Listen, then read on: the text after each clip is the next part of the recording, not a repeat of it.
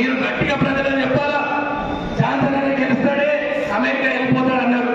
ఇవాళ నాకు పొద్దున్న నుంచి బీఆర్ఎస్ బీజేపీ కాంగ్రెస్ కార్యకర్తలు ఫోన్ చేస్తారు, అన్న మేము మోసపోయినాము, మేము వెళ్ళిపోతాం అనుకున్నాం, కానీ ఇట్లున్నామంటే నీకే ఓటేస్తున్నామని చెప్తున్నారు.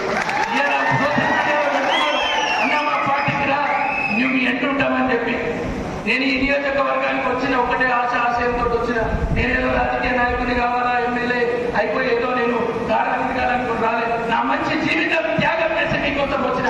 మీరు ప్రతి గుండెకి చెప్పాలి, నేను మీ వెంట ఉంటా, మీ వెంట ఉంటా, మీతో ఉంటా. మీ కష్టసులు గెలుపు ఓటములు నాకు ఒక పెద్ద చెప్పిండు మొన్న, బిడ్డ నువ్వు ఎమ్మెల్యేగా ఓడిపోయినావు కానీ ఖానాపూర్ నియోజక ప్రజల్లో జాన్సన్గా గెలిచినామని చెప్పి నాకు ఒక మాట.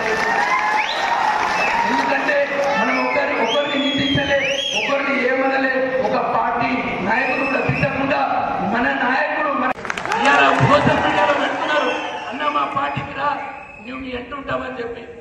నేను ఈ నియోజకవర్గానికి వచ్చిన ఒకటే ఆశయంతో వచ్చిన, నేనేదో రాజకీయ నాయకుని కావాలా, ఎమ్మెల్యే అయిపోయి ఏదో నేను కార్యక్రమాలనుకుని రాలేదు. నా మంచి జీవితం త్యాగం చేసి మీకోసం వచ్చిన. మీరు ప్రతి గుండెకి చెప్పాలి, నేను మీ వెంట ఉంటా, మీ వెంట ఉంటా, మీతో ఉంటా. మీ కష్టసులు గెలుపు ఓటములు నాకు ఒక పెద్ద చెప్పిండు మొన్న, బిడ్డ నువ్వు ఎమ్మెల్యేగా ఓడిపోయినావు కానీ ఖానాపూర్ నియోజక ప్రజల్లో జాన్సన్గా గెలిచినామని చెప్పి నాకు ఒక మాట.